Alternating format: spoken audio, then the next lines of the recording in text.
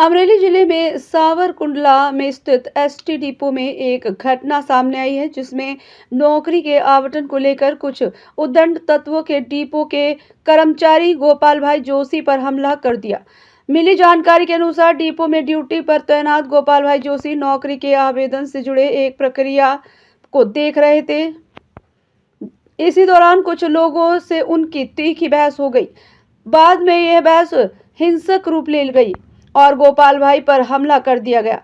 इस घटना के बाद डिपो में मौजूद अन्य कर्मचारियों के बीच दहशत का माहौल हो गया। इस घटना की जानकारी मिलते ही पुलिस तुरंत मौके पर पहुंची और मामले की जांच शुरू कर दी। पता चला है कि शुरुआती चरण में हमलावरों की पहचान करने का काम चल रहा था। घायल गोपाल भाई को तत्काल इलाज के लिए पास के एक अस्पताल में भर्ती कराया गया है। इस घटना से कर्मचारियों में भारी रोष है और वे सुरक्षा व्यवस्था को और मजबूत करने की मांग कर रहे हैं। पुलिस इस पूरे मामले में आगे की कार्रवाई कर रही है। रिपोर्ट फारूक बिलखिया, अमरेली। પુનિતભાઈ કિરીટભાઈ જોશી।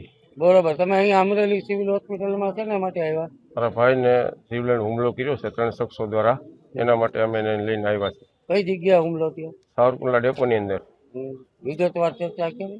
અ, મારા ડેપો મેનેજર સાહેબના અધ્યક્ષતામાં હું સાવરકુંડલા ડેપોમાં ટીઆઈ તરીકે ફરજ બજાવું છું અને અમારા સાહેબ ડેપો મેનેજરની અધ્યક્ષતામાં ત્રણેય સંગઠનની મિટિંગ બોલાવવામાં આવી હતી T9 બાબતમાં।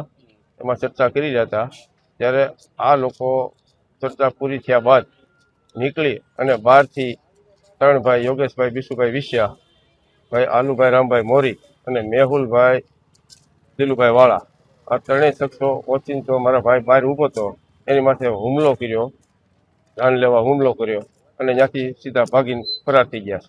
હાથમાં હથિયાર ક્યાં? દરિયા જેવું હથિયાર હતું। હા, પછી શું થયું? પછી લોકો ધમકી દઈને વી ગયા છે। એટલે હું ધમકી આપી? ધમકી આપી છે કે આમાં કાંઈ તમે આગળ કોઈ વસ્તુ કરશો ફરિયાદ ફાટા કે આ તે તો તમને જાનથી મારી નાખવામાં આવશે।